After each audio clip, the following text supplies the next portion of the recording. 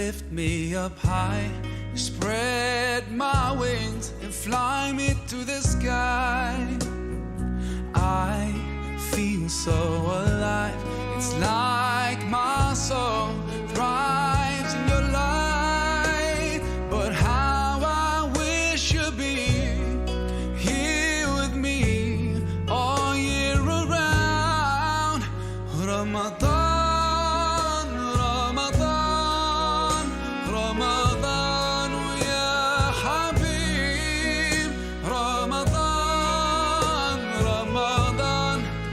ليتك دوما قريب.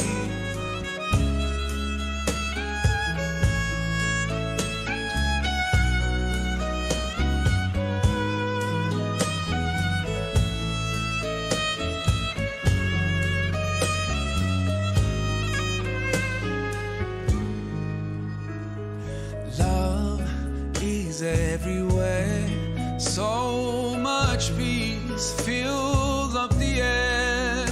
Ramadan, month of the Quran, I feel it inside of me, strengthening my iman. But how I wish you'd be here with me all year around. Ramadan, Ramadan, Ramadan, ya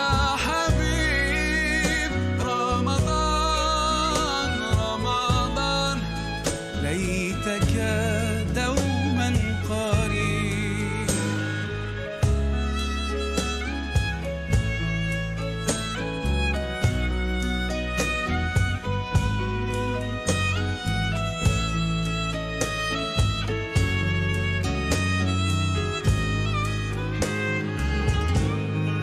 I just love the way you make me feel every time you come around. You breathe life into my soul, and I promise that I'll try throughout the year to keep your spirit alive.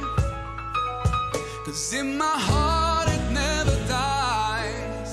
Oh, Ramadan, oh.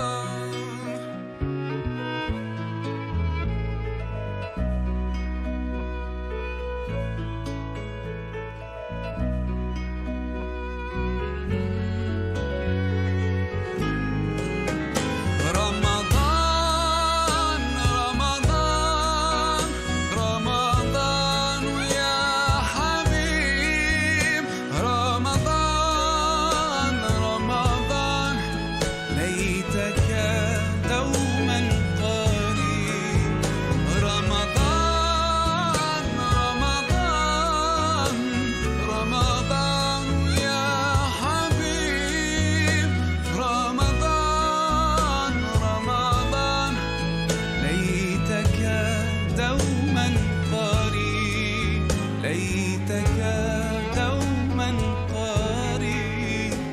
ليتك دوما قريب.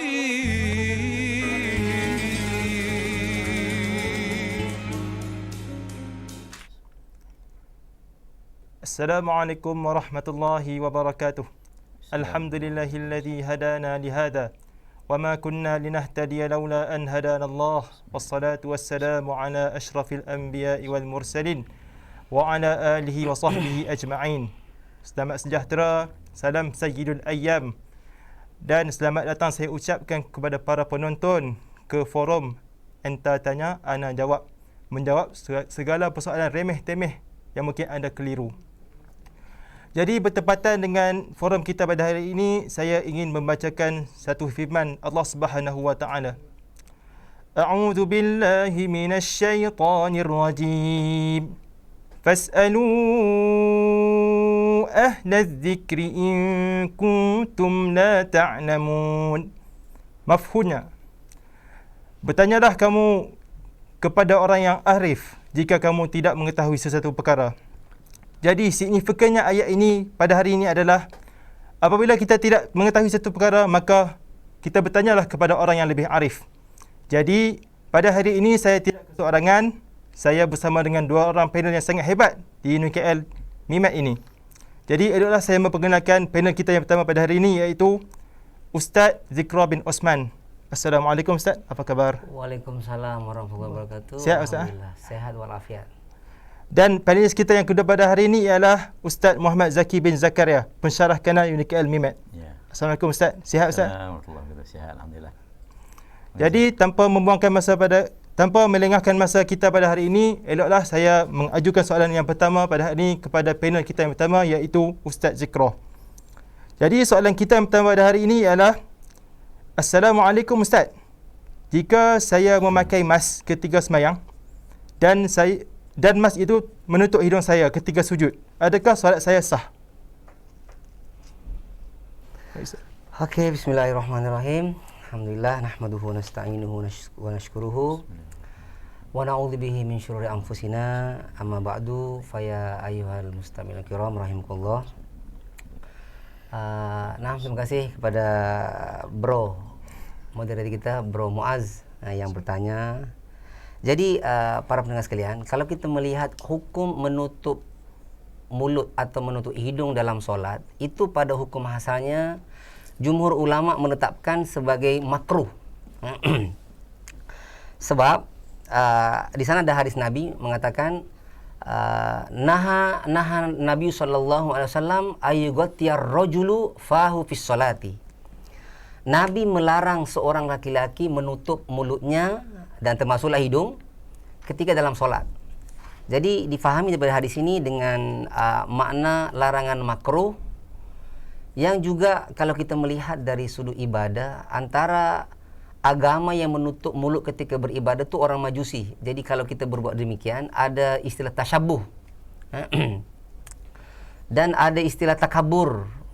Masa bertemu Allah nak menutup mulut, itu pada hukum asal makruh.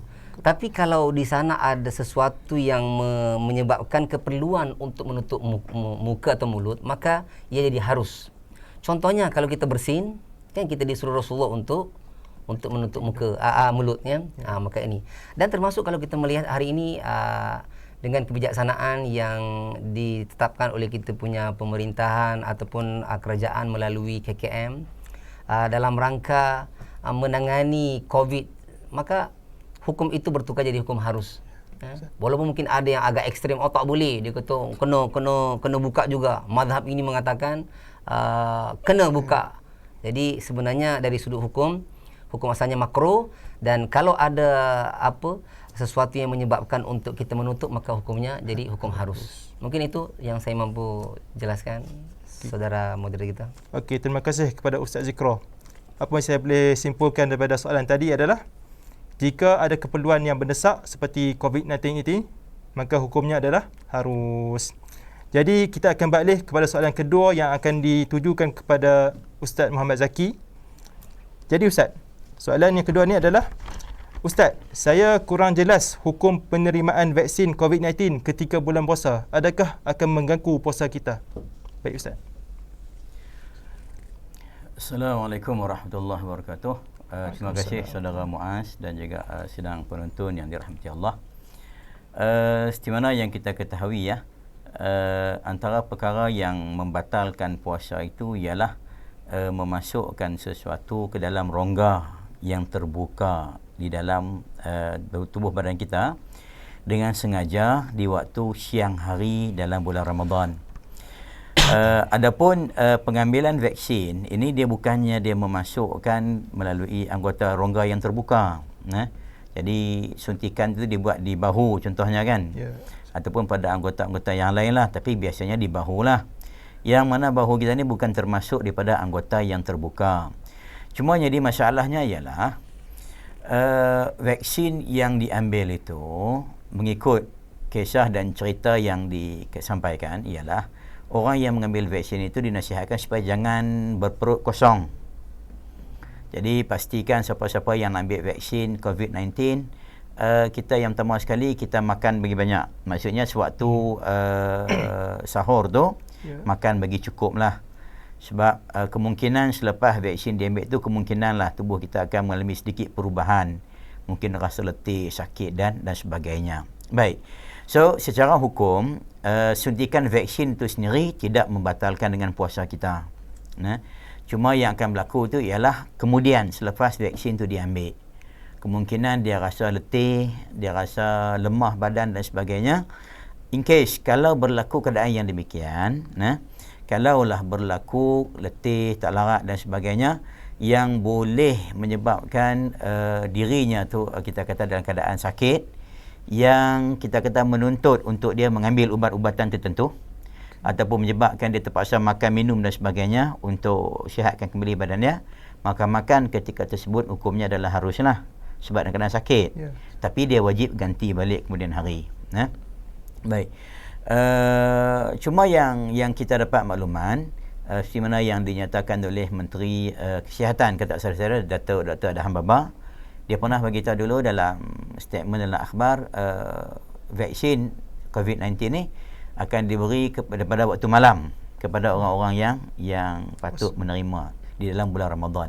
So saya tak pastilah praktisnya sekarang ni macam mana. Adakah diterima di waktu malam ataupun siang hari.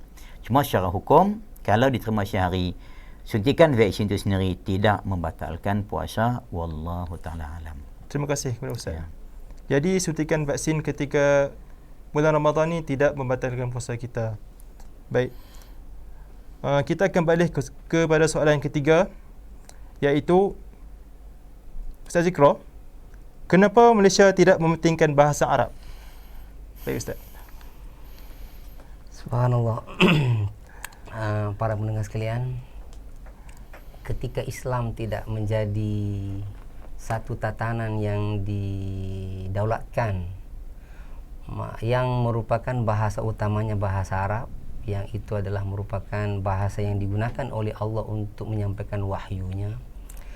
Tapi disebabkan kerana hari ini negara-negara Islam terutama Arab juga tidak banyak memberikan keuntungan dari sudut duniawi barangkali, tidak seperti di zaman khalifah berkuasa, khalifah daripada Khalifah Ar-Rasyidin sampai khalifah sampai zaman Umayyah, masuk Abbasiyah dan sampai Uthmaniyah. Ketika itu bahasa Arab sangat terjulang tinggi, ke mercu yang tertinggi sekali, kerana pada saat itu Islam dominan. Islam menguasai seantero dunia, sehingga bahasa yang dibanggakan itu menjadi bahasa perantaraan. Namun sayang sekali para pendengar sekalian, kalau kita melihat nas-nas tentang Arab ini, Nabi memberitahu bahwa ahibbal Arab li thalathin, cintailah Arab itu di atas 3 faktor. Yang pertama, Nabi mengatakan ana Arabiyun, saya seorang yang berbangsa Arab. Dan keduanya wal Qur'anu bil lughatil Arabiyyah, Al-Quran itu disampaikan dalam bahasa Arab. Sebab itu kita melihat sekarang hari ini orang Muslim walaupun ada panduan, tapi mereka lebih liar dan lebih tak terkendali berbanding orang non-Muslim kadang-kadang kelihatannya. Kerana keberadaan Al-Quran tidak mampu diserap. Dia tak faham. Saya fikir Al-Fatihah pun yang sudah solat sampai 20 tahun, mungkin dia tak mampu untuk memberitahu apa sebenarnya makna di setiap kalimat-kalimat Al-Fatihah itu. Ini satu musibah. Musibah besar yang menimpa umat Islam ketika bahasa Al-Quran tidak mampu difahaminya. Dan yang ketiganya, Nabi mengatakan kenapa kita kena mencintai Arab ini, fa inna lughatal jannati bil arabiyyati. Saya secara secara riwayat hadis ini saya kurang arif, tapi mungkin nanti kita boleh cari, nanti para pendengar sekalian boleh merujuk. Tapi ini merupakan satu musibah besar apabila negara sendiri tidak begitu mengangkat. Andailah negara kita menetapkan satu pendidikan bahasa Arab yang agak serius kepada Tak payah dengan penganut yang lain, yang penting Muslim. Padahal kalau kita melihat pesanan Umar Al-Khattab dalam soal bahasa Arab ini, kata Umar, ta'allamul arabiyyata fa innaha juz'un min dinikum. Pelajarilah bahasa Arab wahai orang Islam, kerana dia merupakan sebahagian besar daripada urusan agamamu. Kan kita melihat sekarang ini kadang-kadang apa istilah-istilah yang Al-Quran gunakan tidak begitu mesra dengan penganutnya. Perkara-perkara yang penting, akhirnya larangan-larangan yang sifatnya tegas tapi menggunakan bahasa Arab itu kadang-kadang diambil sambil lewat oleh masyarakat yang tidak memahami bahasa Arab. Contoh ketika Allah meletakkan taukid, kan? Kita ambil dalam perkataan innal wal asr innal insana lafi khusr. Kan situ satu taukid yang dahsyat, bahawa sungguh dengan umur manusia ini dia terancam untuk berada pada ruang kecelakaan. Illal ladzina amanu, barulah ada istisna, namanya istisna, kan, pengecualian. Siapakah yang dikecualikan daripada penggunaan umur tapi tidak diancam dengan kecelakaan? Di sana ada al-istisna namanya. Jadi kalau kita memahami seperti ini, Masya Allah, saya fikir Al-Quran itu mungkin tidak mampu berjalan seperti di zaman sahabat, tapi paling tidak ketika orang mendengarkan bacaan imam, dia tidaklah terbuai dengan hayalan. Dia paling tidak boleh tahu, oh, imam ini baca serba sedikit berkaitan dengan akidah, berkaitan dengan hukum hakam. Nah, ini yang kita sedihkan ketika negara kita yang secara dunia dibanggakan banyak membela dalam soal keislaman, tapi bahasa yang menjadi bahasa perantaraan wahyu tidak begitu diangkat untuk ditekankan supaya digunakan oleh umat Islam. Akhirnya beginilah keadaan yang menimpa umat Islam sekarang ni, hanya seperti istilah bahasa Arabnya kalbabgha, iaitu melafazkan doa-doa dan zikir-zikir seperti burung tiung, burung kakak tua yang bercakap Assalamualaikum, Assalamualaikum, tapi dia tak faham apa maknanya. Saya yakin ramai di antara Muslim yang setiap hari doa kunut dia tak boleh terjemahkan doa kunut itu apa. Apa makna Allahumma hdini fi man hadait wa afini fi man afait. Apalagi fa innaka tahdi fa innaka taqdi wa la yuqda alaik, lagi tak mampu. Nah, ini yang kita sedihkan. Jadi semoga ke depan nanti kita harapkan pimpinan kita akan melihat ini sebagai suatu kewajiban yang kena ditekankan pada kaum muslimin, sehingga Al-Quran itu tidak lagi hanya bergantung pada terjemahan semata-mata, tapi mereka mampu memahami langsung daripada teks serba sedikit. Yes. Mungkin itu yang saya boleh berikan. Terima kasih kepada Ustaz Zikro atas pencerahan tentang bahasa Arab ini.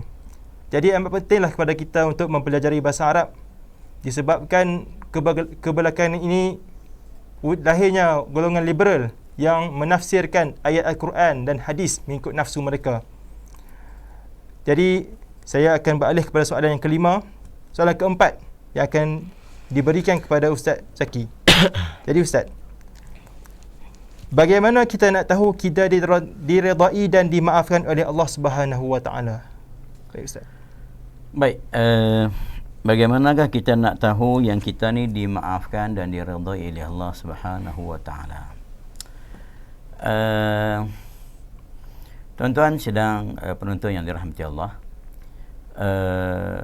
kita sebagai hamba memang kita dituntut untuk dituntut kepada kita untuk melakukan ketaatan kepada Allah Subhanahu Wa Taala. Bahkan itu adalah kewajipan kita terhadap Tuhan kita, dan kita bertanggungjawab dengan setiap perkara-perkara yang dibebankan oleh syariat kepada kita. Jadi dalam kehidupan sehari-harian kita tak nafikan, ya, kita banyak melakukan maksiat, kita banyak melakukan dosa, sama ada secara sengaja maupun secara tak sengaja. Maka sebab itu kita dituntut untuk beristighfar dan juga bertaubat dalam setiap hari. Bahkan Nabi sendiri dalam hadis menyatakan bahawasanya aku la astaghfirullah fi kulli yaumin, pada setiap hari Nabi beristighfar tak kurang daripada 70 kali. Nah, ada riwayat mengatakan 100 kali. Jadi kalau Nabi pun sendiri beristighfar antara 70 kali dalam sehari, maka kata Sayyidina Abu Hurairah radhiyallahu ta'ala anhu, saya beristighfar lebih kurang 12,000 kali sehari.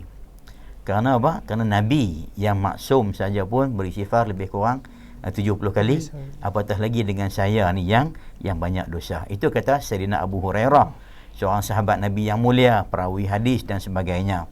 Adapun kita ni yang umat akhir zaman yang sentiasa terdedah kepada keburukan, kejahatan, maksiat, nafsu, syahwat dan sebagainya, maka sudah tentulah kita perlu beristighfar kepada Allah Subhanahu Wa Taala. Baik, kadang-kadang kita ingin tahu juga kan, adakah permohonan taubat kita itu diterima oleh Allah Taala ataupun tidak. Nah, tuan-tuan, yang pertama sekali, sebagai hamba kita buat kerja kita aja. Jadi kita jangan kita sibuk dengan urusan dan kerja Allah Subhanahu Wa Taala. Kerja kita adalah bertaubat, beristighfar, mohon keampunan kepada Allah Subhanahu Wa Taala. Itu kerja kita sebagai hamba. Dan keampunan, taubat itu adalah urusan Allah Subhanahu Wa Taala.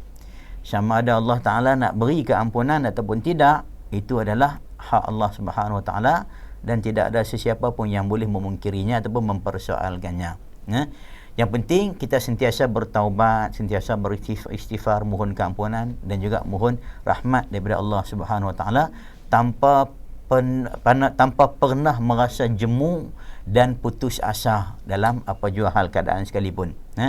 Jadi mungkin kita dalam bulan Ramadan, contohlah kita katakan, tiba-tiba dalam satu hari kita terjebak dalam maksiat, berbuat dosa tanpa kita sengaja dan sebagainya. Ataupun yang kita boleh elak tapi kita lakukan juga maksiat tersebut. So cepat-cepatlah kita mohon keampunan kepada Allah Taala, jangan sesekali merasa putus asa. Nah, sebab Allah Taala beritahu dalam Quran, banyak ayat-ayat menceritakan Allah Taala tu Ghafarudz Dzambi kan, Tuhan yang Maha Pengampun kepada dosa hamba-hambanya, Qabilut Taubi, yang menerima taubat si hamba tadi ni. Jadi yang pentingnya adalah kita mesti sentiasa mohon keampunan dan bertaubat. Saya teringat satu ucapan, kata-kata yang diucapkan oleh Hasan Al-Basri.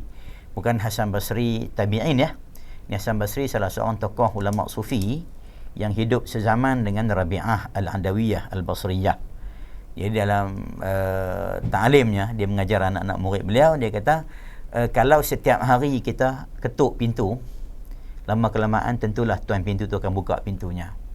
So dia nak mengajar anak muridnya bahasanya, kalau setiap hari kita bermunajat, kita bermohon keampunan kepada Allah Ta'ala, beristighfar dan sebagainya, tentulah Allah Ta'ala akan membuka pintu taubat dan keampunan bagi kita dan akan menerima taubat kita dan akan meridai dengan kita. Itu kata Hasan Basri. So pengajaran Hasan Basri tadi sampai kepada pengetahuan si Rabi'ah. Apa kata Rabi'ah? Rabi'ah kata, wahai Hasan, berapa kali kamu nak ketuk pintu, dia kata. Sedangkan pintu tersebut sudah pun terbuka. Nah, sini tengok. Artinya apa? Pintu taubat yang kita nak minta, pintu keampunan yang kita nak dambakan tu sebenarnya dah terbuka, sentiasa terbuka. Dalam hadis mengatakan Allah Ta'ala menerima taubat hamba-hambanya di siang hari. Dalam hadis tersebut, innallaha yubsitu yadaihi. Dia bagi kalimat macam tu. Allah Ta'ala membuka kedua tangannya. Kalau bahasa kita beginilah. Maksudnya apa? Menerima seluas-luasnya orang yang melakukan limusi il-laili, untuk orang yang melakukan kegiatan di waktu malam, liyatuba bin nahar, untuk dia bertaubat di siang hari, dan membuka tangannya di malam hari supaya orang yang melakukan dosa di siang hari bertaubat di malam hari. Artinya Allah Ta'ala membuka pintu taubat, rahmat, keampunan seluas-luasnya tanpa ditutup. Itu yang dimaksudkan dengan membuka kedua tangan tadi ni, yang mana penerimaan totally daripada Allah Subhanahu Wa Taala terhadap dosa dan juga maksiat yang dilakukan oleh si hamba yang ingin bertaubat kepada Allah Subhanahu Wa Taala. Dan kisah-kisah berkaitan dengan taubat, dengan keampunan si hamba tadi cukup luas, cukup banyak. Kalau kalian masih ingat dalam hadis riwayat Al-Imam Al-Bukhari, cerita yang sangat panjang yang Nabi cerita bagaimana ada umat terdahulu yang membunuh 99 orang tu. Dan dia ingin bertaubat. Dia datang berjumpa dengan ahli ibadat si Abid dan ceritakan keadaan dia bunuh 99 orang. Abid tu kata, tak ada, kalau macam ni punya jenis orang 99 orang bunuh, hang memang ahli neraka macam. So alang-alang aku bunuh 99, genapkan 100. Tapi dalam hati dia masih ada keinginan untuk bertaubat. Lalu dia berjumpa pula kali kedua dengan ahlul ilmi. Tadi jumpa dengan si Abid, mungkin si Abid yang jahil agaknya kot. Berjumpa pula dengan ahlul ilmi, orang yang ada ilmu, dan bertanya tentang masalah yang sama. Aku telah membunuh 100 jiwa, adakah jalan untuk aku bertobat? Maka jawab si ahlul ilmi tadi, ya ada. Allah Ta'ala Maha Pengampun dan Maha Pengasih terhadap hamba-hambanya. Bahkan dalam hadis yang lain Nabi mengatakan Allah Ta'ala lebih mengasihi hamba-hambanya daripada seorang ibu dan ayah mengasihi anaknya. So kamu boleh bayangkan, Mas, kamu ada mak dan ayah. Ada. Besok kamu akan ada anak kau akan jadi mak dan ayah. Ya. Saya zikir dia anak berapa dia. Jadi macam mana kasih sayang seorang ibu dan ayah kepada anaknya begitu luas. Apa juga dosa dan kesalahan si anak buat tadi ni, tetap juga si ibu dan ayah tu akan maafkan. Nah, anak balik pukul 2 tengah malam, ketuk pintu, mak buka. Mak tanya semayang tak lagi. Dia cakap kasang. Tanya banyak, cakap banyak, orang tua ni orang boleh tidur.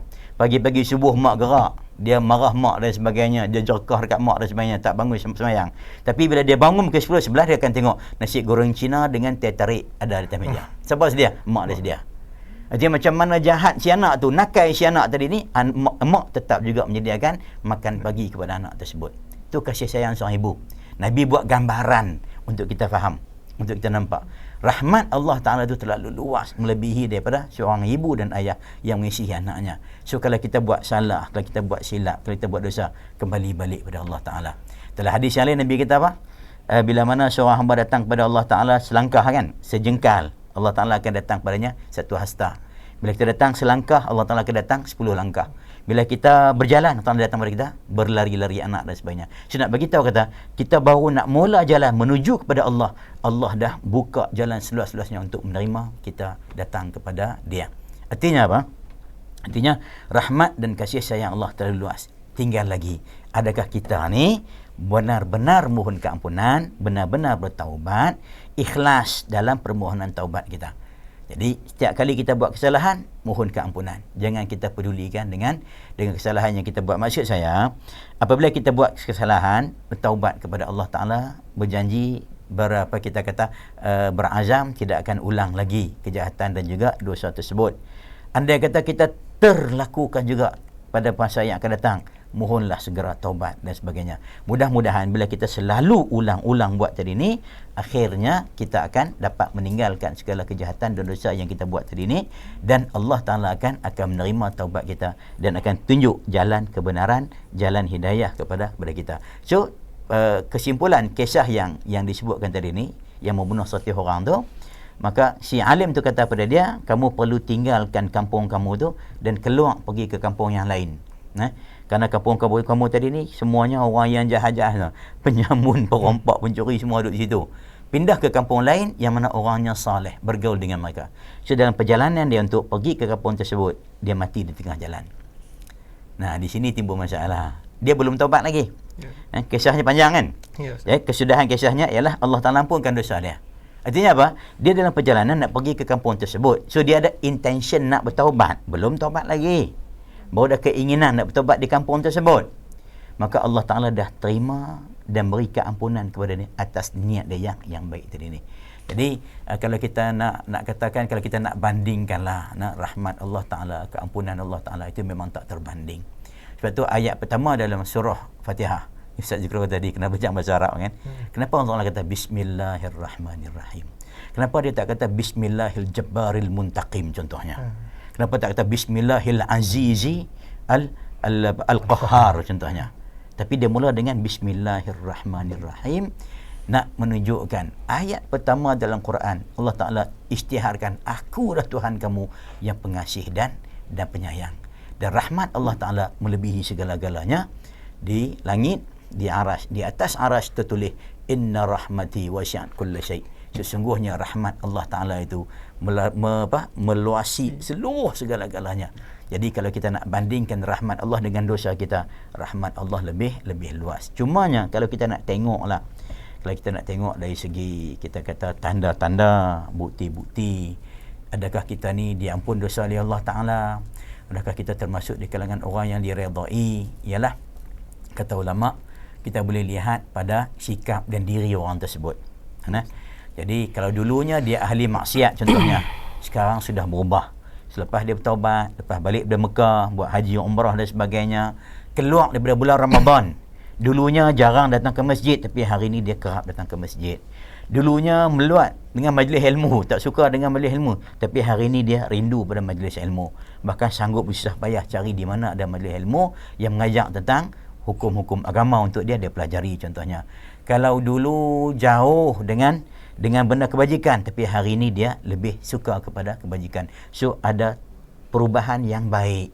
Perubahan yang baik itu kata ulama sebagai tanda Allah Ta'ala memberi keampunan, menerima taubatnya dan menunjuk jalan yang benar. Cuma harus diingat, jangan kita merasa yang diri kita baik. Itu maksud masalah. Nah, bila mana detik kita merasa diri kita baik, diri kita dah elok, itulah membawa detik kehancuran kepada kita. So sentiasa merasa yang diri kita adalah hamba Allah yang pendosa, hamba Allah yang banyak melakukan maksiat, yang kita ni lemah, yang sentiasa mengharapkan keampunan rahmat Allah Taala. Dan kalau kita buat kebaikan yang macam mana sekalipun, pandanglah kebajikan dan kebaikan tersebut datangnya daripada Allah Subhanahu Wa Taala, supaya kita terhindar daripada perasaan ujub, riya, takabur dan sebagainya. Kerana benda ni memang dia akan ganggu. Jadi dulunya kita gelomang dengan maksiat.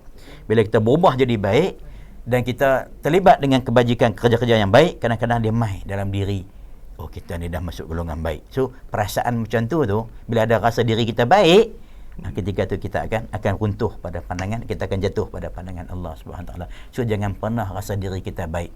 Kalau kita lihat yang Allah Taala sentiasa bagi hidayah, kita kerap datang ke masjid, kita suka buat kebajikan, kita jauh daripada maksiat yang dulu, syukur pada Allah Ta'ala, alhamdulillah yang telah mendorongkan saya ya Allah ke atas jalan yang baik ini, maka kekalkan, tetapkanlah saya ya Allah di atas jalan kebaikan tersebut.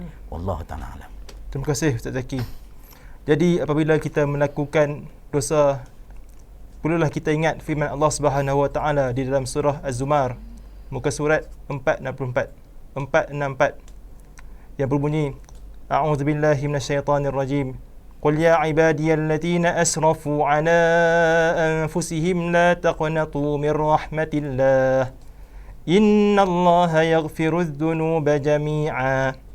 Yang bermaksud, katakanlah wahai hamba-Ku yang melampaui batas. Sungguh halus ayat yang Allah Subhanahu Wa Taala ini jelaskan. Allah Subhanahu Wa Taala panggil hambanya hamba-Ku yang melampaui batas. Allah Subhanahu Wa Taala tak mengatakan wahai hamba-Ku yang kufur. Janganlah kamu la taqnatu, janganlah kamu berputus asa daripada rahmat Allah Subhanahu Wa Taala. Sesungguhnya Allah Subhanahu Wa Taala mengampunkan segala dosa kamu. Baiklah, kita akan balik kepada soalan yang kelima. Sedap pula dengar dia baca. Yang akan ditujukan kepada Ustaz Zikra. Jadi soalan ini adalah, Ustaz, saya masih tidak faham secara asas tentang penunggang agama. Boleh jelaskan secara ringkas tak Ustaz? Baik Ustaz. Bismillahirrahmanirrahim. Terima kasih banyak Saudara Muaz. Soalan penunggang agama. Jadi istilah ini jadi viral pendengar sekalian ketika ada filem sekarang ni. Filem kan? Yeah. Yang mengangkat tajuk penunggang agama. Tapi saya bila melihat benda tu dia banyak bermain tu mak sekalian, masya-Allah. Yes. Itu sebenarnya, naam, kita tidak nafikan istilah ini sangat berbahaya, menunggangi agama untuk urusan-urusan peribadi. Barangkali kita tengok dulu ada istilah Al-Mansur yang pernah menunggangi anak-anak yatim untuk mencari kekayaan dulu ada Jadi ini sangat berbahaya. Dan menunggang agama ini kita heran juga, punya banyak kuda atau unta, kenapa mesti agama yang ditunggangi? Biar tunggang kuda je lah. Jadi ini ingatan untuk saya secara peribadi dan juga para pendengar sekalian di luar sana. Kita melihat sekarang ni bermacam-macam istilah yang dijadikan marketing. Jadi apa dengan air di jampi? Kita bukan menafikan jampi. Jampi di zaman Nabi, ya memang itu sangat available pada saat itu. Maksudnya inilah kemampuan mereka untuk mencari, berusaha, berikhtiar dalam perubatan. Tapi hari ini harga mineral 70 sen, tapi sebab dah dijampi dengan atas nama Yasin ke ataupun berapa juz, jadi harga RM5. Jadi ini yang kita kena memberitahu masyarakat. Sebenarnya benda ini ada yang tidak terlalu beres. Dan ketika berjanji, sebenarnya dia tak nak mengecewakan orang yang dijanji itu dalam bentuk terus terang, tapi dia malah berlapik dengan nama Allah. Oh, insya-Allah saya datang, padahal dia dah berniat tak nak datang pun. Saya bayar, insya-Allah saya bayar. Nah, ini mungkin antara satu bentuk tindakan yang naudzubillah min dzalik sangat berbahaya. Dia mempermainkan agama. Kalau kita melihat dalam Al-Quran, dalam surah At-Taubah ayat 65 disebutkan, atasnya ada macam mana orang munafik mengatakan kepada Rasulullah, kami hanya main-main je, bukan sungguh-sungguh pun. Maka Allah jawab dalam ayat itu, kul abillahi wa ayatihi wa rasulihi kuntum tastahzi'un la ta'tadiru qad kafartum ba'da imanikum. Ini yang kita bimbangkan para pendengar sekalian, ya. Orang yang main-main dengan agama, bila turun ayat Quran, apakah dengan Allah, dengan hukum hakamnya, dengan nabinya, dengan ayat Quran kamu juga nak bermain? Apakah tidak cukup dengan dunia yang kau mainkan? Kau tunggangi dunia, silakan. Kamu nak buat berapa kelajuannya, kan? Agama bukan tunggangan, agama itu panduan. Jadi ayat ini ditutup dengan Allah, la ta'tadiru, kamu tidak ada alasan ketika menjadikan agama sebagai mainan, sebagai hanya pelapik daripada kejahatan atau sebagai nilai marketing, contohnya, kan? Hari ini kita melihat, maka ini mungkin akan berhadapan dengan ayat Al-Quran surah At-Taubah ayat 65, la ta'tadiru, kamu tak ada alasan sebab kafirlah orang yang cuba untuk berbuat sedemikian. Dan banyak kalau kita melihat di TV, yang Nabi larang, contohnya perempuan berlagak jadi laki-laki, dan kemudian laki-laki berlakon sebagai watak perempuan. Masya Allah.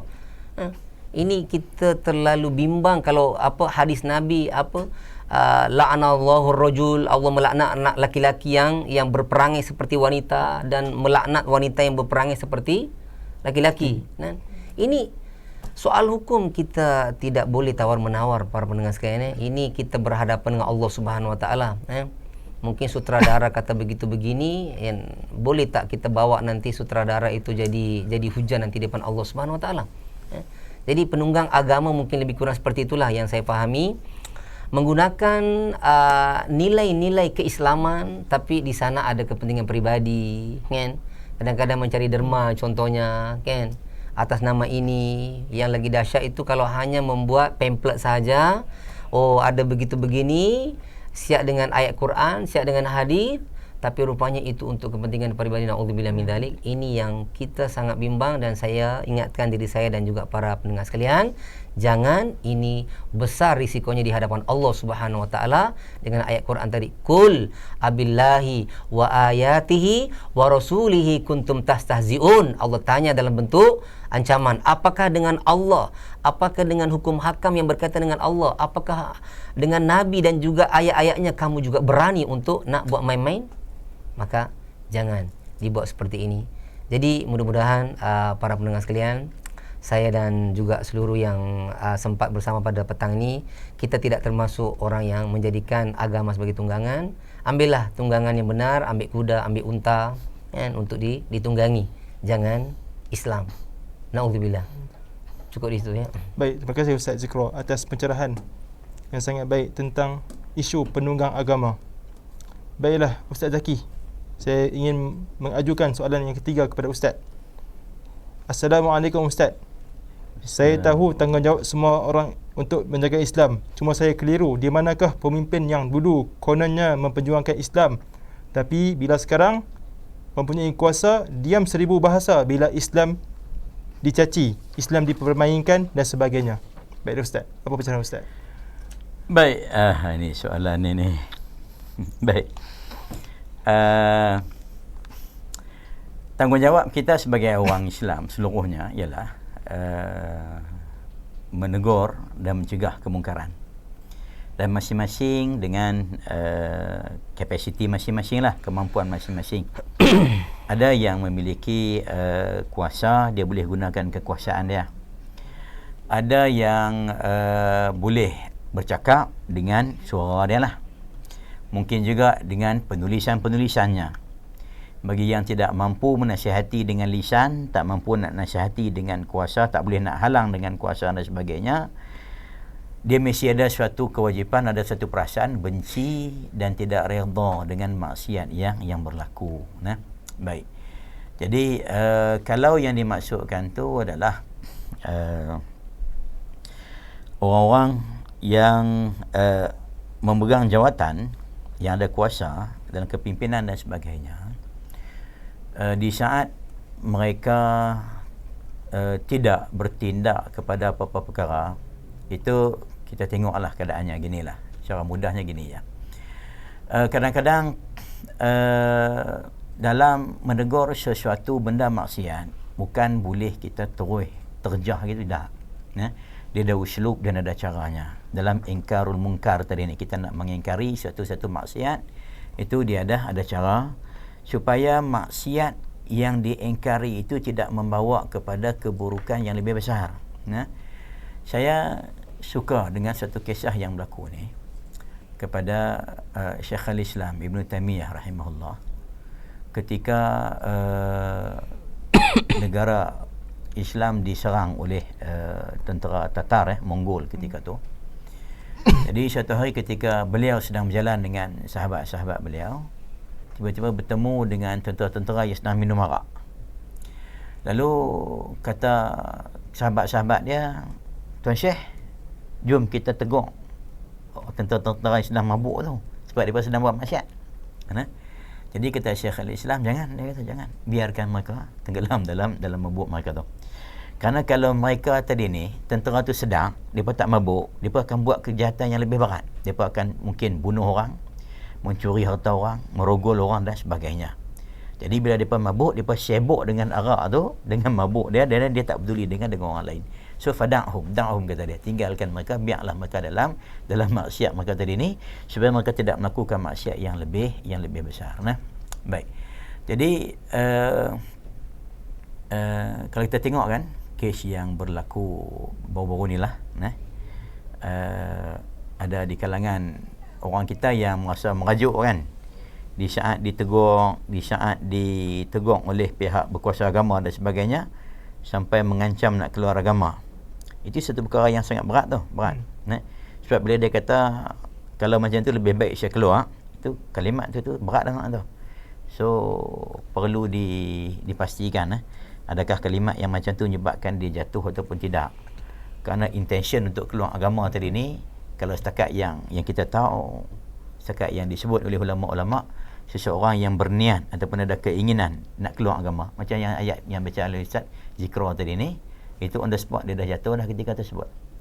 Artinya apa? Kesalahan dia tadi ni akhirnya membawa kepada kesalahan yang lebih besar. Dia terlibat dengan kesalahan dan dosa yang besar. Ini kerana apa? Mungkin kerana keadaan masyarakat kita ataupun sikap kita yang mendesak dia sehingga akan dia jadi macam tu. Jadi saya tak katakan kita salah, tidak. Maksud saya ialah diri orang tu sendiri pun memang salah juga, kan? Kenapa dia ambil jalan yang begitu rupa? Tapi kadang-kadang sikap masyarakat itu juga menjadi menekan dia, sehingga akhirnya orang yang tidak ada ilmu, yang tidak ada pendirian dan sebagainya, dia boleh buat benda-benda yang pada pandangan dia tak salah, tapi hakikatnya ucapan yang dia ucap tu menyebabkan berlaku kesalahan yang besar. Itu Nabi sebut kan, innal abda la yatakallamu bi kalimatin la yara biha ba'san yahwi bihi fin nari 70 kharifa atau kama qala. Ada di kalangan hamba yang dia ucap kalimat-kalimat yang pada pandangan dia benda tu tak biasa, tak salah. Tapi hakikatnya ucapan tersebut menyebabkan dia terjerumus ke lembah neraka 70 kharifa, 70 kharif. 70 kharif ni kata ulama 70 tahun lah lebih kurang. Ini jarak bagi orang kafir. Artinya ucapan yang pada pandangan dia tidak salah, hakikatnya menyebabkan dia telah murtad waliyadzubillah tanpa dia sedari. Jadi dalam kes hari ini pihak berkuasa, orang yang ada kuasa, apabila agama tu dihina, agama dicaci, agama dimaki dan sebagainya, dia perlu memainkan peranan. Lebih-lebih lagi bila perkara ni berkaitan dengan urusan agama, dan negara kita lah negara Islam. Pemimpin semua orang Islam. Ini tak ada sebab kenapa kita nak diamkan diri, dan kita perlu bagi tahu dan perlu kita maklumkan. Kalau mereka tidak mengetahui, kita perlu ajak dia orang, cerita pada dia orang, ajak pada dia orang, benda ni tak boleh dimainkan. Sebab benda ni bukan baru berlaku, lama dah. Penghinaan kepada agama ni dah lama berlaku sebenarnya, tapi tidak ada tindakan yang tegas yang diambil kepada orang yang demikian. Maka sebab itulah, kalaulah dia tak tegur hanya semata-mata kerana atas asas dan dasar takut kehilangan undi contohnya, takut kehilangan sokongan, ini memang satu kesalahan yang berat dan besar. Dia akan dipertanggungjawabkan atas jawatan dan tanggungjawab yang diberikan kepada dia dengan kekuasaan yang Allah Taala anugerahkan kepadanya. Besok semuanya akan dipersoalkan, akan ditanya oleh Allah Subhanahu Taala, apa yang kamu buatkan dengan kekuasaan yang aku beri pada kamu, dengan jawatan yang aku beri pada kamu, yang kamu boleh bertindak untuk membetulkan kesilapan, untuk mengajar manusia, untuk menegur manusia dan sebagainya yang salah, ataupun untuk mengambil tindakan kepada orang-orang yang perlu diambil tindakan kalau dengan teguran biasa tidak memadai. Sebab itu dalam hukum Islam kita ada kanun jenayah dan sebagainya. Sebab ada orang yang kadang-kadang dengan teguran nasihat dia tak betul, perlu kepada dengan undang-undang. Jadi pihak berkuasa dia tentu lebih tahu. Dia tentu lebih tahu dan dia lebih memahami siapa yang perlu dinasihati dan siapa yang perlu diambil tindakan dan sebagainya. Jadi kita jawab secara umum sahaja, sebab kita tak boleh nak tahu, sebab per individu kita tak tahu. Kes individu yang berlaku tu itu perlu dirujuk kepada individu tersebut. Cuma secara umum bagi orang yang berkuasa, dia perlu menegur apa jua perkara yang berkaitan dengan agama tadi ni dengan menggunakan kekuasaan yang dia ada ke arah yang lebih baik. Gunalah usul-usul yang ada tadi ni, dengan cara nasihat ke, dengan cara kita kata ajaran dan sebagainya, ataupun dengan cara-cara yang lain yang boleh menyekat jangan sampai urusan agama dijadikan sebagai bahan mainan. Baik. Apabila dia berdiam diri, tak ambil tindakan, tak bertindak apabila agama itu dimainkan, apabila agama dihina dan sebagainya, itu satu tanda dan suatu bukti yang ummah ni akan menghadapi kehancuran dan kemusnahan. Karena bila agama ni dihina terang-terang, tidak ada orang yang membela agama ni, itu membawa kepada kemusnahan. Lebih-lebih lagi orang Islam yang ada kuasa dan sebagainya. Jadi memang perlu dia gunakan kekuasaannya pada jalan yang betul, pada jalan yang baik. Jadi sepatutnya dia kena ambil tindakan lah. Dia kena bertindak yang sewajarnya dengan jalan-jalan yang baik, supaya perkara tersebut tidak berlarutan dan tidak berlanjutan lebih buruk lagi. Wallahu taala alam. Okay, terima kasih Ustaz Zaki. Jadi secara kesimpulannya daripada penjelasan Ustaz Zaki tadi adalah pemimpin yang memegang kuasa perlulah menegur kesalahan yang berlaku, tetapi dengan uslub-uslub yang betul seperti yang dijelaskan dalam Al-Quran, seperti secara hikmah, mau'izah hasanah, dan berdebat dengan secara yang baik. Jadi kita akan beralih kepada pusingan yang keempat. Okey Ustaz Zikra, soalan keempat ni, mengapa kalau solat jemaah kawasan muslimah perlu membuka sedikit langsir atau tirai? Baik Ustaz. Bismillahirrahmanirrahim. Permasalahan tirai di masjid, sebenarnya kalau kita melihat Bro Muaz, dari mana sebenarnya asal tirai langsir ini? Ini ada asbabul wujudnya. Kalau kita tengok Quran ada asbabul nuzul, hadis asbabul wurud. Ini mana asbabul wujud? Sebab wujudnya langsir ni di surau atau di masjid tu dari mana? Kan? Kalau kita melihat zaman Nabi, muslimat kan solat juga. Dan tidak ada istilah tirai. Kalau mungkin saat itu sudah ada tirai untuk membatasi antara wanita dengan laki-laki, saya fikir hadis Nabi yang mengatakan khairus sufufir rijal awwaluha wa khairus sufufin nisa akhiruha, kan? Dalam hadis kita tahu sebaik-baik saf untuk solat berjemaah laki-laki itu yang di depan, dan sebaik-baik saf untuk solat berjemaah wanita itu di belakang sekali.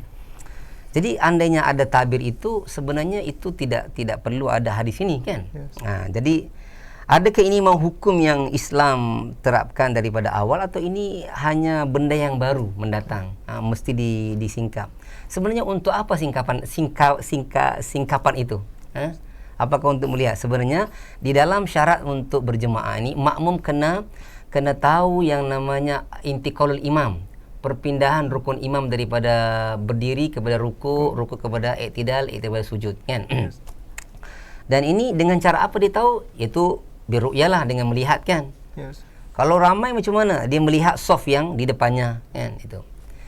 Dan disebutkan juga kalau kita tengok dalam kitab Mughnil Muhtaj disebutkan dengan mubalik. Mubalik itu kalau dulu ada yang muazzin yang hanya sekadar memanjangkan surah Allahu Akbar. Kan? Kalau sekarang hatta disebutkan dalam kitab itu kalau seorang yang jadi mubalik ini tidak solat pun sah. Maksudnya dia hanya duduk situ. Okey, imam sujud Allahu Akbar, diberi arahan dekat ni. Itu juga sudah memadai untuk sambungan makmum dengan imam. Nah, kemudian kalau kita melihat riwayat wujudnya tabir ini sebenarnya adalah tingkah laku wanita yang datang ke masjid atau surau yang tidak memahami adab seorang wanita di masjid atau di surau. Kadang-kadang mereka datang seperti menggunakan baju tidur barangkali, kan, yang tak selayaknya untuk dipandang oleh laki-laki, sehingga pada saat itu akan menyebabkan satu suasana yang tidak nyaman, kan. Maka di sinilah lahirnya mungkin tabir untuk lebih menyekat mereka punya pergerakan yang salah. Tapi ditangani dengan benda yang salah itu kurang betul. Sepatutnya bukan tabir itu sehingga mereka leluasa untuk datang ke masjid atau ke surau dengan pakaian yang tidak sopan, kan. Sepatutnya wanitanya itu perlu ditarbiyah bahawa ketika mereka datang ke masjid, mereka datang menggunakan pakaian yang memberikan satu nilai kemuliaan kepada wanita sebab dia mendatangi tempat yang mulia, yang suci, yang dikaitkan dengan zat yang maha mulia, Baitullah, kan, rumah Allah. Nah, jadi saya fikir singkapan itu untuk sedikit ini cukup. Hari ini kita tidak perlu ada membalik, diganti dengan mic, kan. Mic yang sudah memberitahu okey sekarang ni imam sujud, kan, imam rukuk contohnya. Kan. Jadi apa sebenarnya keperluan untuk singkapan tadi? Maka kalau kita melihat keperluannya tadi itulah keperluan pada asalnya untuk melihat intiqalatul imam, kan, perpindahan imam. Tapi apakah itu perlu? Tengoklah kalau memang wanitanya belum ditarbiyah lagi tapi suka sangat datang ke masjid, maka ini mungkin perlu, sebab nanti kalau laki-lakinya yang menoleh ke belakang tiba-tiba ternampak sesuatu yang tidak sewajarnya, maka ini akan mendatangkan satu ketidakselesaan. Mungkin itu yang saya tengoklah dari sudut tirai dekat masjid ni.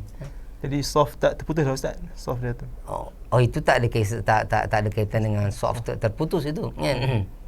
Yang apabila orang itu solat dalam satu bangunan, kan ada kan pembahasannya dalam satu bangunan, macam kita surau bangunan, satu bangunan. Lain kalau di luar di padang, itu lain lagi urusannya. Tapi kalau dalam satu bangunan maka pembahasannya itulah yang penting. Dalam itu kita boleh mengetahui macam mana perpindahan imam, maka sah solatnya. Tak tahu kalau ada pandangan yang lain, mungkin nanti Ustaz Zaki boleh tambahkan secara percambahan pandangan. Dan inilah fikih para pendengar sekalian. Fikih itu tidak semestinya yang saya jawab itu jemaah pendengar mesti itu mesti ikut yang Ustaz Zikro katakan. Tak, sebab fikih itu dia memang terbuka untuk sebuah interpretasi, tapi janji dengan satu nas, alasan, tidak sembrono, kan. Maksudnya saya mandang macam ni, contohlah kita tengok zakat, kan. Zakat fitrah kita tengok berbeza. Kalau Imam Syafi'i mensyaratkan wajib bikutil balad. Kut itu maksudnya makanan asas. Maksudnya kalau orang tu makan gandum, dia kena bayar dengan gandum, kan, untuk zakat fitrah ni. Kalau kita beras lah, itu yang dekat Malaysia atau dekat Perak ni sampai ada 3 bentuk, kan. Tiga peringkat, sebab orang kita makan beras yang berbeza, kan. Ada beras yang RM7 sekilo, ada yang 15 RM14 dan ada yang RM21, kan.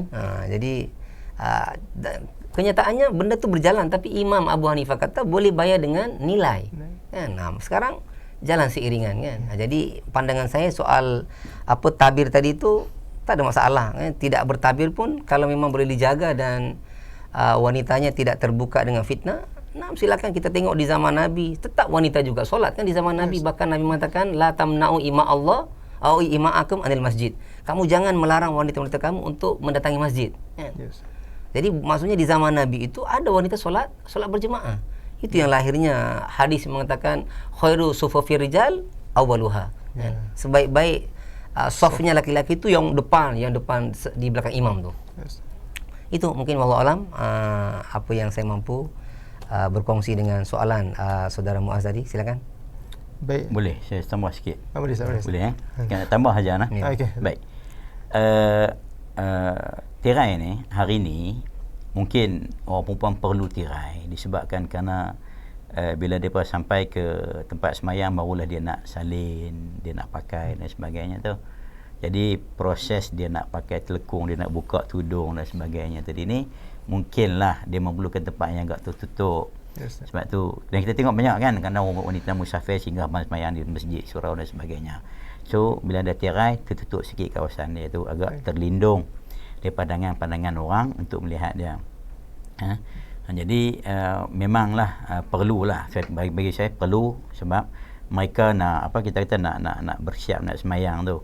Melainkan kalau dia memang tujuan datang ke masjid untuk semayang, memang daripada awal dia pakai dah pakaian semayang tu kan. Yes. Daripada rumah. Satu nah. Yang kedua, kenapa tirai perlu disingkap? Dia tengok tempat kita semayang tu. Kalau masjid, dia contoh ada gini. Bila kita berjemaah dengan imam, jemaah tu mesti bersambung dengan imam tadi ni.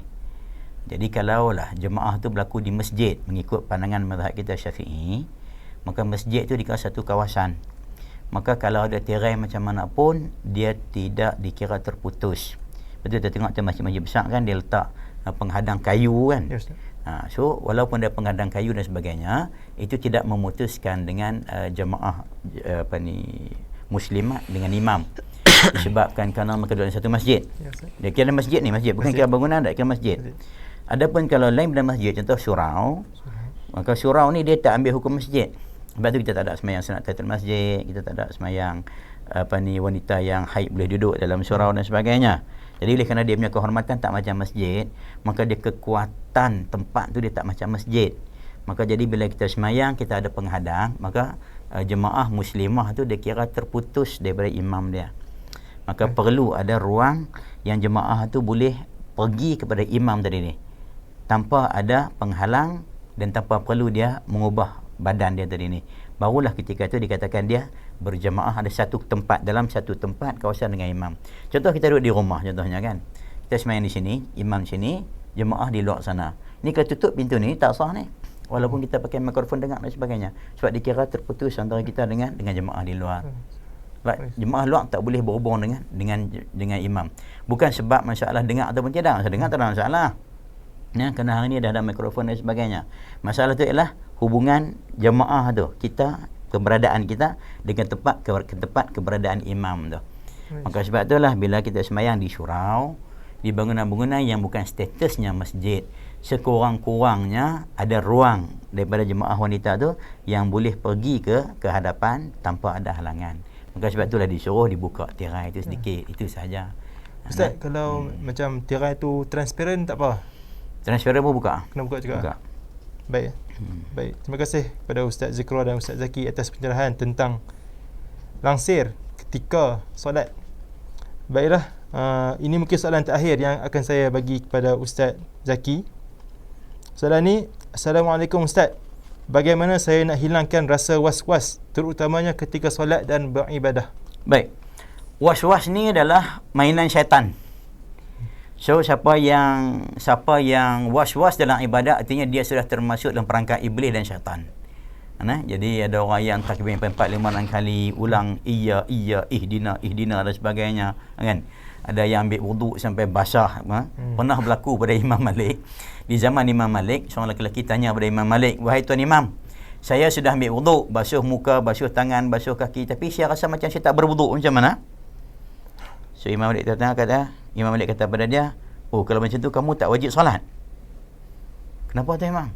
"Karena kalau dah basuh muka, basuh tangan, basuh kepala, basuh kaki, tapi rasa tak basuh lagi, tu orang gila. So orang gila tak wajib solat." Artinya apa? Artinya ubat yang paling senang untuk kita nak hilangkan was-was ni, yang pertama ilmu. Ilmu. Kita ada ilmu tentang ibadat yang kita lakukan dan kita tahu apa yang kita buat. So bila kita buat tu kita yakin dah betul dah. Kita baca Fatihah betul dah. Ihdinas siratal mustaqim. Betul dah ni. Aku pun dah pergi ke klinik Fatihah ni besok hari ni apa ni. Dah betul dah bacaan dengan ustaz di klinik Fatihah di Ion tu. So dah betul dah. So kalau damai pula dalam hati kita tu, so kita tolak. Jangan kita pedulikan dia. Itu langkah yang kedua, jangan pedulikan. Mana-mana was-was yang mai, bisikan syaitan yang mai, jangan pedulikan. Takbir, Allahu Akbar. Dah sempurna takbir kita, sebutan lafaz Allahu Akbar pun dah sempurna, niat pun dah masuk elok, tiba-tiba dia mai dalam hati, tak terima apa, tak sah apa. So jangan pedulikan. Kalau dia mai dalam hati kata, kalau tak sah semayang macam mana? Pedulikan, tak sah sudah. Peduli apa aku? Jawab gitu je. Lama-lama, akhirnya lama kelamaan dia akan hilang. So kita dah basuh muka 3 kali, dah yakin dah basuh muka dengan sempurna, baik dah elok. Dia kalau dia main lah, tak sah, basuhan tu tak cukup lagi, pedulikan dia. Teruskan dengan basuhan tangan dan sebagainya, terus masuk sembahyang masjid, dalam masjid sembahyang. So abaikan kata-kata, ucapan-ucapan yang was-was tadi ni. Sebab was-was ni mainan syaitan untuk dia nak jadikan kita, akhirnya kita jadi fed up dengan ibadat, kita jadi malas nak buat ibadat, kita rasa berat dengan ibadat yang kita buat. Orang lain wuduk biasa, kita wuduk habis basah ni, satu badan baju basah. Orang lain sembahyang 5 minit habis selesai, kita imam dah rakaat 3, kita duk Allah tak habis lagi. Akhirnya kita pun tak mau pergi sembahyang masjid dan sebagainya. Tu kesemuanya adalah hasutan iblis nak jauhkan kita daripada Allah Subhanahu Wa Taala. Iblis tegas dah tu ya, nak buat kita jauh dari Allah Taala, kan? So cara dia macam mana? Antaranya itu satu. Yang kedua adalah dengan ilmu dan pedulikan, abaikan was-was yang datang. Yang ketiga, banyak berzikir kepada Allah Taala, minta berlindung lah. Maksudnya nak masuk ibadat kan Nabi ajak baca doa, Rabbi inni a'udzubika min hamazatis syayatin wa a'udzubika rabbi an yahdurun dan sebagainya. Kan setengah orang baca surah An-Nas dan sebagainya tu. Jadi minta Allah Taala supaya pelihara kita daripada iblis dan syaitan. Kemudian selepas sembahyang dalam hati kita mohon, ya Allah terimalah ibadat aku, ya Allah, sekadar yang aku boleh lakukan, paling baik yang aku lakukan tadi ni. So was-was jangan dilayan, jangan buat. Lagi layan, lagi teruk. Nah, kalau sekarang ni baju kita basuh depan ni, nanti kita layan, dia akan habis basuh seluruh baju kita ni. Kalau sebelum ni kita perlukan 10 minit untuk sembahyang, setengah jam untuk sembahyang, nanti ni kita akan perlu sejam 2 jam untuk sembahyang satu waktu. So jangan dilayan, tinggalkan, anda abaikan dia. Itu yang cara kita nak ajak kepada orang yang was-was. So kalau kamu tengok kawan yang was-was, kamu kena kasihan dia. Maksudnya apa? Nasihatkan dia. Dia tengok takbir banyak kali, pergi tampak makanan pam sekali.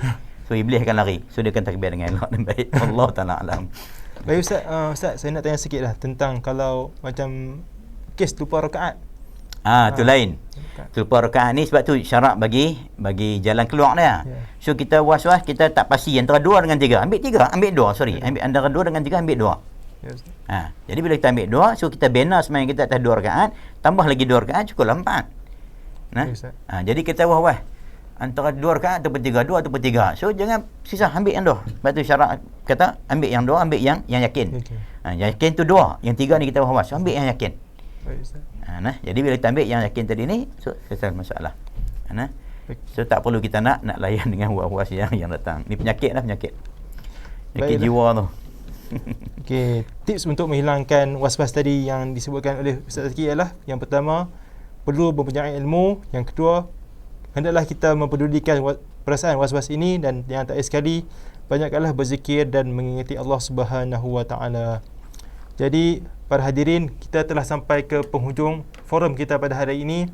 Jadi saya ingin mengucapkan terima kasih kepada panelis kita pada hari ini, iaitu Ustaz Zikra dan Ustaz Zaki atas kerelaan untuk menjadi panel pada hari ini. Jadi insya-Allah kita sekarang ni kita berada pada fasa kedua Ramadan, iaitu fasa maghfirah. Jadi marilah kita bersama-sama fastabiqul khairat, berlumba-lumba dalam melakukan kebaikan, dan wasari'u ila maghfiratin min rabbikum, bersegeralah ke arah maghfirah Allah Subhanahu Wa Taala, ke arah pengampunan Allah Subhanahu Wa Taala. Jadi aqulu qawli hadza wa astaghfirullahal azim li wa lakum wa lisairil muslimina wal muslimat wal mu'minina wal mu'minat fastaghfiruh innahu huwal ghafurur rahim. Assalamualaikum warahmatullahi wabarakatuh. Wallahu a'lam bissawab.